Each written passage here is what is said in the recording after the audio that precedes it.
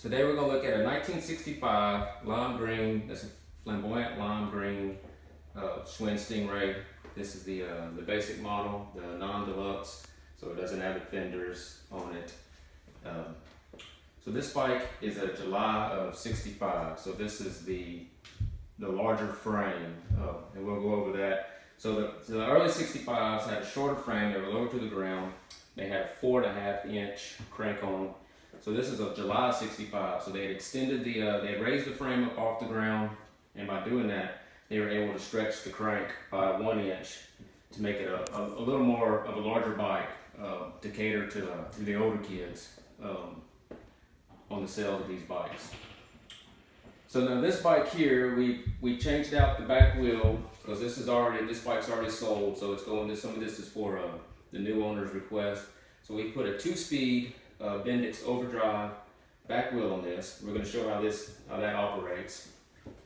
And as far as what we did with the finish on it, so that's original paint, but we wet sanded the whole bike down, we put new decals and cleared over it, and so it still shows all of the original patina on it, but you got new fresh decals on it, and the paint, the original paint has really got nice, deep, bright colors to it, so the original paint really looks good on this bike. And so it's the S7 on the front, the S2 on the back, center sound. You've got the wide 8-panel bars that were on the early models, the 63, 64, and 65. All the date codes are correct on it, so it's got 65 crank, 65 neck, the forks are 65 on it. So we're going to focus on this back wheel here. So this is the 2-speed Overdrive, and they paired these wheels up with the Lucky 7 crank, the smaller crank. This is the 36 tooth sprocket, and so sometimes you see the yellow band, which was an easier gear, which those were paired up with the larger sprocket. When it went to a 46 tooth, they would pair up the yellow, but with the smaller, you had the Overdrive. So I put a mark on it, and you see where we have a yellow star on the back sprocket. And so we've got that lined up, and we're going to use the valve stem on the wheel as our indicator mark. So in the regular gear, as the wheel rotates one time around, the sprocket should rotate one time around. So it should be 1 to 1. And then by rotating the crank back, we're going to change gears. And then as the wheel goes around, as the sprocket goes around one time, the wheel should go around 1.5 times. That would be your overdrive. So every time your sprocket went around once, you got 1.5 turns out of your wheel.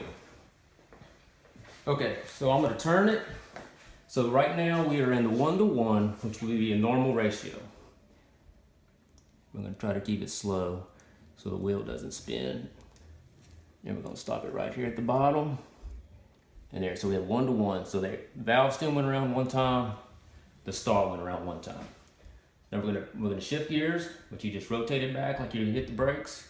This is gonna put us in the overdrive gear, and we're gonna do it again.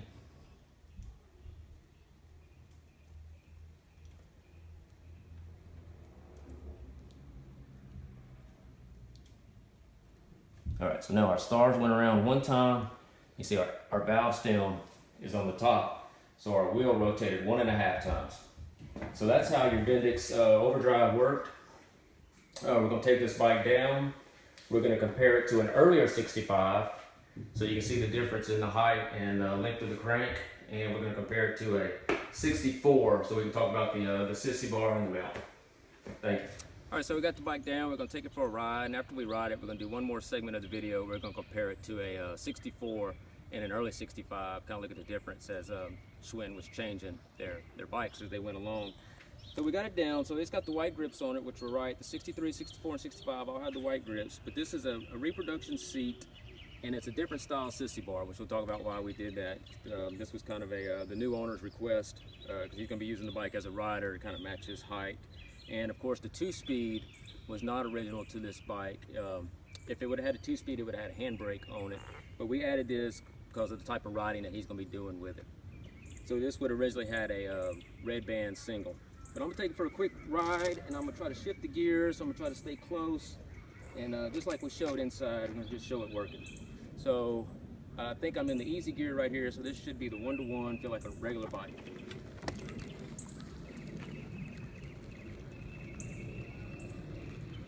is the 1-to-1. Now I'm gonna rotate it back.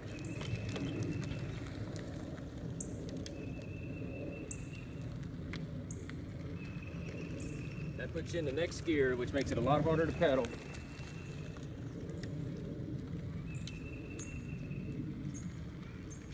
But also gives you a lot more top end speed. So then just that quick little rotation right there puts you right back in the other gear. So this bike is shifting well. It's working as it should. It's a nice riding bike. It'll be a good fit for where it's going. Thank you. All right, so we got the bike down. We brought it outside, and we've got 2 other bikes with it. I'm gonna walk down. We're gonna do some comparison. So we're gonna start down here with this one here. So this here is a lime green. So this is a 64. All right, so this is a 64 lime green Schwinn Stingray, basic model. So this had the axle mount with the square sissy bar. This was the solo polo style seat. Okay, now this was a shorter frame, and so this had the 4.5-inch crank with the same Lucky 7 sprocket. So then when we went to 65, so this is a really early 65. This is a January of 65, so it's before they raised the frame or made it bigger. So we still had a 4.5-inch crank on the 65, but they went to a different style seat. So this is what they called a smoothie. Nice Schwinn Stingray seat on this one. But they still had the sissy bar with the axle mount, but they had changed the style of it to accommodate the new style of the seat. Well, then later in 65, so this is a July of 65, and this is the one that's going to a new owner. So they made this frame a little bigger, and when they did that, they were able to stretch the length of the crank by 1 inch to 5.5 inches.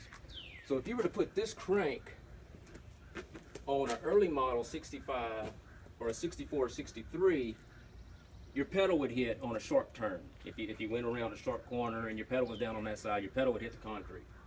But when they raised it up, they were able to go with a 5.5-inch crank on this same frame. Now, so this bike should have had the axle mount sissy bar, but the new owner, he's a little taller, and so you could only adjust these in height so high. You only have 3 adjustments on this Schwinn. So this is Schwinn person's sissy bar with the axle mount, and we're going to send him this sissy bar. So if he ever wants to put the bike back to display only or just set it up, he'll be able to put the sissy bar back on it. But by going with the clamps, which they started using in 66, I was able to put a longer, so this is about as long as this sissy bar will go with keeping the, with the height of the seat post.